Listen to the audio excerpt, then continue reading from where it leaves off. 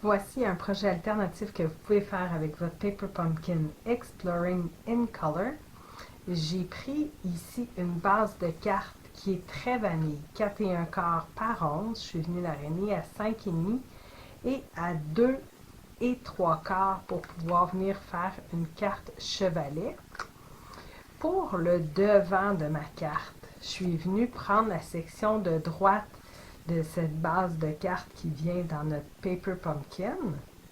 Puis je l'ai coupé 4,18 par 5,38. Je suis venue utiliser le jeu d'étampes à l'horizon, qui est un jeu de Stampin' Up qui est retiré. Je suis venue étamper avec l'encre chamotte cuivrée les oiseaux dans le ciel.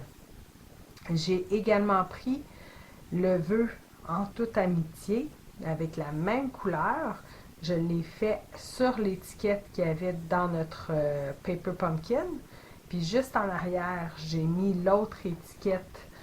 Je ne suis pas bonne encore avec les nouveaux noms des couleurs. C'est mauve mélancolique, le nom de la couleur là, de l'étiquette derrière. L'étiquette mauve mélancolique est collée directement sur mon papier à motif. Et l'étiquette avec en toute amitié, je suis venue passer quelques tours de la ficelle de lin. J'ai fait une boucle.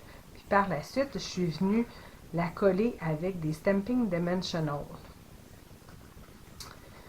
La clôture et les herbes que j'ai ajoutées viennent du jeu de poinçon Horizon, qui est un jeu coordonné avec notre jeu d'étampes. Donc, je suis venue faire deux clôtures, une de chaque, pour mettre de chaque côté. Et je suis venue mettre également de l'herbe de chaque côté de ma clôture. La clôture est faite en trait vanille et l'herbe est faite en feuillage sauvage. Par la suite, à l'intérieur, comme ça ici. Ah oui, quand vous allez venir là, pour coller, excusez-moi, le devant de votre carte, c'est important de coller le bas, puis le centre, venez mettre votre colle sur votre base de carte qui est très vanille, juste avant la rainure. Si vous mettez de la colle après la rainure, ben ça ne fera pas un chevalet, ça va faire une carte régulière. Fait qu'on met de la colle dans le bas et on met de la colle ici juste avant là, la rainure de notre base de carte. Puis c'est juste le bas de notre devant de carte qui est collé. Donc, pour l'intérieur, je suis venue prendre un carton qui est 4 par 5,25 en pavé de galets. Je suis venue étamper encore une fois les petits oiseaux, mais cette fois-ci en noir nu. Ici, vous avez comme une plaque de bois. Ça a été découpé ici avec les poinçons et étampé avec les étampes.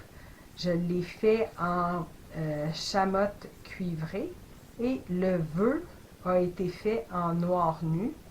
J'ai ajouté un peu de verdure qui me restait.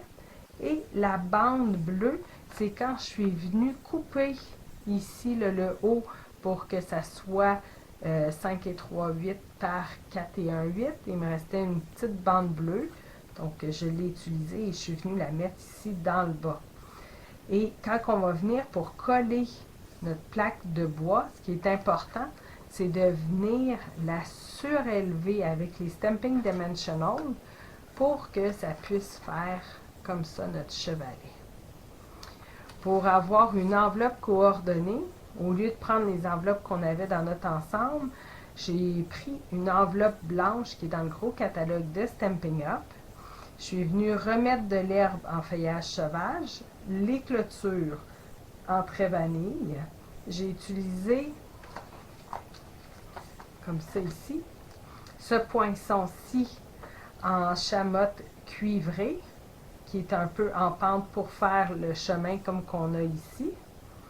J'ai utilisé la montagne, juste une section de la montagne, en narcisse délice pour faire comme le champ qu'il y avait sur ma carte. J'ai repris encore cette montagne avec les courbes en feuillage sauvage. Et à la fin, j'ai utilisé pavé de galets pour le fond. Et je suis allée avec un petit gris un peu plus pâle pour faire les détails de la montagne. Donc vous avez la montagne pleine et le détail de la montagne dans les poinçons. Puis je suis venue coller un sur l'autre. Donc c'est ce qui me fait une enveloppe coordonnée à mon projet alternatif. Vous avez aimé cette vidéo? Partagez-le et abonnez-vous à ma chaîne. Vous pouvez communiquer avec moi si vous êtes à la recherche d'une démonstratrice, si vous désirez vous procurer des produits ou si vous avez des questions. Merci.